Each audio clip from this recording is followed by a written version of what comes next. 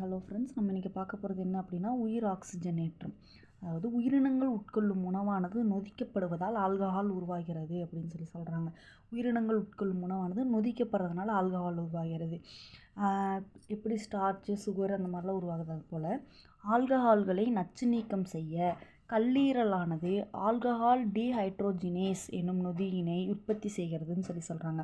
ஆல்கஹாலை நச்சு நீக்கம் செய்ய கல்லீரல் அப்படிங்கிறது டீஹைட்ரோஜினேஸ் அப்படிங்கிற நொதி உற்பத்தி செய்யுதுன்னு சொல்கிறாங்க. விலங்கினங்களில் காணப்படும் நிக்கோட்டினமைட் அடினைன் டை நியூக்ளியோடைடு ஒரு ஆக்சிஜனேற்றியாக செயல்படுது. மேலும் ஏடிஹெச் அப்படிங்கிறது நச்சுத்தன்மையுடைய ஆல்கஹால்களை நச்சுத்தன்மையற்ற ஆல்டிகைடுகளை ஆக்சிஜனேற்றமடைய செய்ய வினைவேக மாற்றியாக செயல்படுது. ஃபஸ்ட்டு எத்தனால் எடுத்திருக்கோம். இதில் நிக்கோட்டினமைட் அடினைன் டை நியூக்ளியோடைடு அப்படிங்கிறது ஒரு ஆக்சடைஸ் ஏஜென்ட்டு.